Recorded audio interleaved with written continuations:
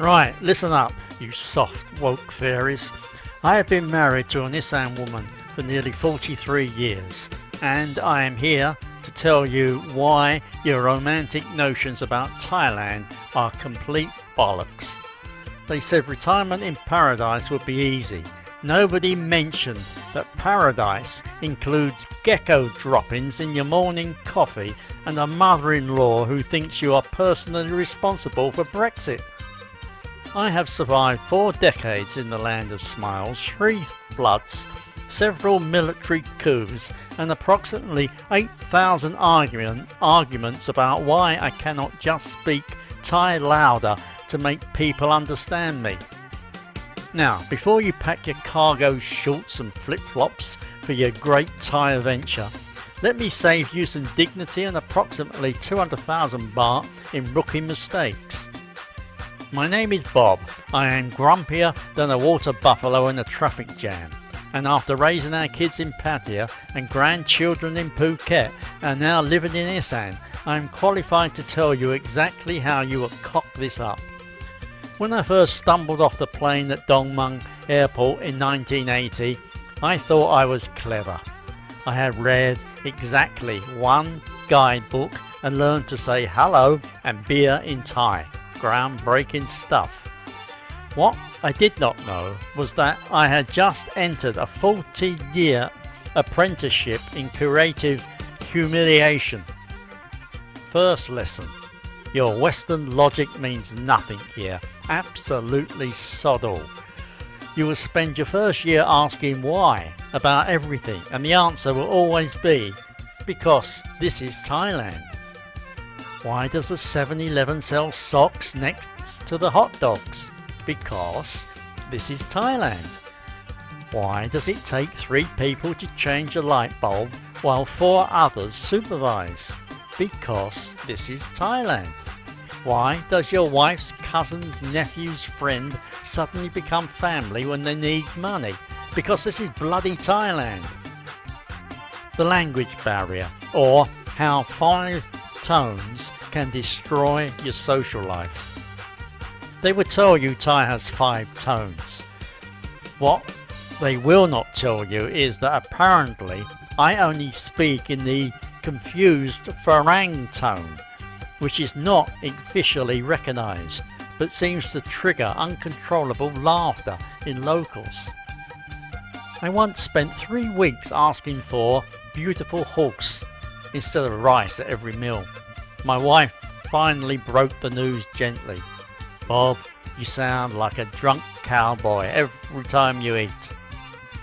43 years later and she still orders for me at restaurants. It is called survival, not surrender. Here is a pro tip. Download Google Translate, but remember it has the same grasp of Thai nonce as I have of quantum physics.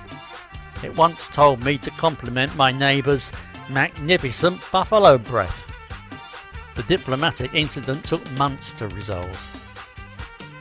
The in-laws, or suddenly you are everyone's ATM.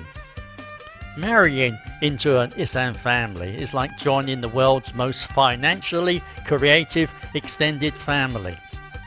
Suddenly you are not just Bob, you are Bob who has money and possibly access to visas. Every wedding, funeral and random Tuesday becomes an economic summit meeting. My mother-in-law, bless her soul, treated me like a combination of beloved son and personal World Bank representative. "Oh Bob," she would say sweetly, "my friend's buffalo is sick. Very expensive medicine." The buffalo, incidentally, has been sick for 7 years and shows remarkable recovery abilities during planting season. However, here is the thing, they are bloody brilliant.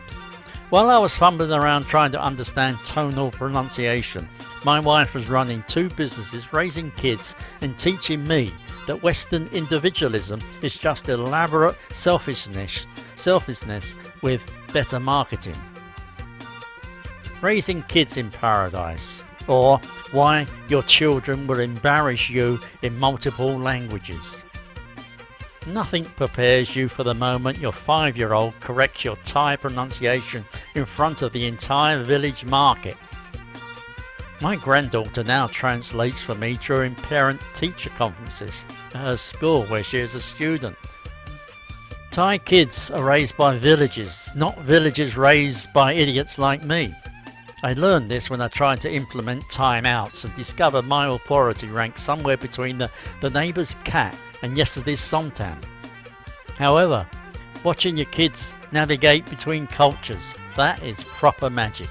My son used to switch between perfect English with me, rapid fire Thai with his mates, and then that special slow motion Thai-English hybrid he used when explaining why he needed money for a very important school project, usually video games. The weather, or how to sweat professionally. They have 3 seasons here: hot, very hot, and dear God, why did I leave London? The rainy season is not just rain. It is as if Mother Nature decided your streak personally offended her ancestors. I have learned to read weather patterns like a meteorologist. When the street dogs start looking for higher ground, it is time to move the motorbike. When the woman at the 7-Eleven starts sandbagging, it is time to panic. When the water reaches the front door, it is time to pretend this is all perfectly normal while texting your mates back home about authentic cultural experiences. The food revelation. I'll get this right in a minute. The food revolution. Or how my stomach learned diplomacy. First month, this is too spicy. 6th month, could you make it a bit spicier? 2nd year, yes, I will have the som tam Thai, extra chili, hold the mercy. My digestive system has been through more transformations than Thai ladyboys. These days I can handle street food that would hospitalise tourists, but put me in front of a proper British Sunday roast and I am reaching for the Tums or Rennies. The secret is not building tolerance, it is building relationships. The auntie who makes the best pad krapao near our house still remembers when I could not handle mild curry. She now makes mine Farang spicy, which is probably spicy but with a side of maternal concern. The business of living, or why everything costs exactly what you have. Thai pricing operates on mysterious algorithms involving your skin colour, your accent, your clothes and the phase of the moon and whether the vendor's lucky numbers came up at the lottery. I've accepted that. I always pay the you look like you can afford it price. Fighting it is like arguing with gravity. Technically possible, but you will end up flat on your arse regardless. The trick is picking your battles. Negotiate hard on the big stuff. Pay the tourist tax on street food. And always let your wife handle anything involving government offices. I once spent an entire day trying to renew my visa extension, achieving nothing except contributing to Thailand's GDP in photocopying fees.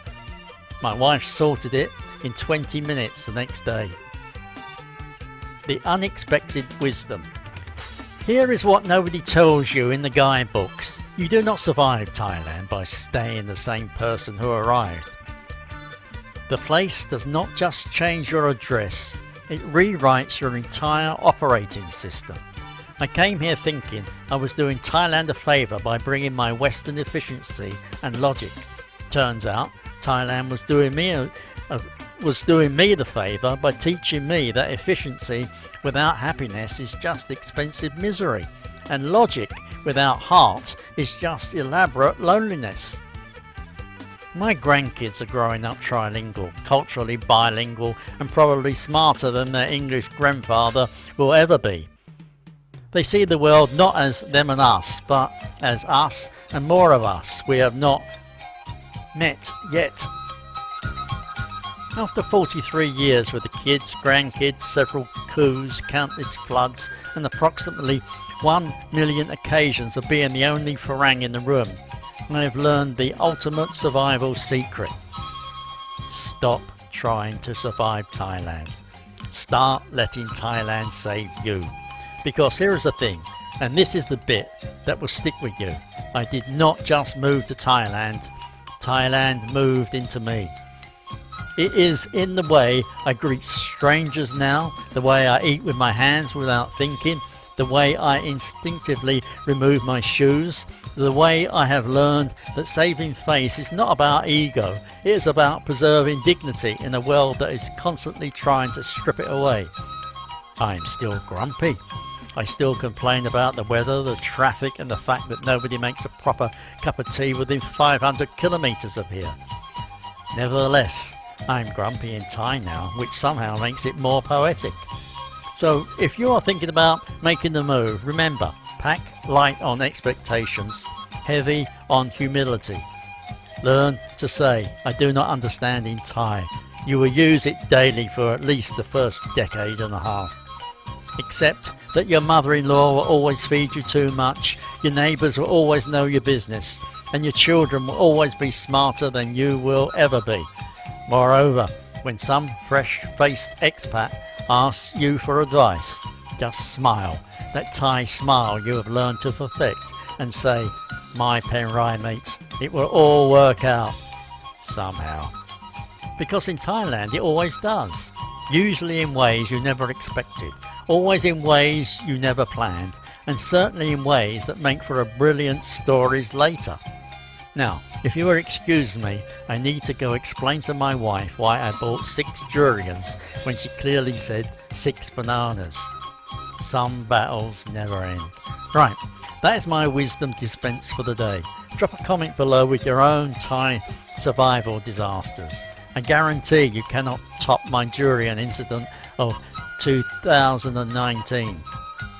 Moreover, if this saves you from making at least 3 expensive mistakes, hit that subscribe button. It is free, and unlike most things in Thailand, it does not require paperwork. Until next time, it is a very goodbye from me. Bye bye.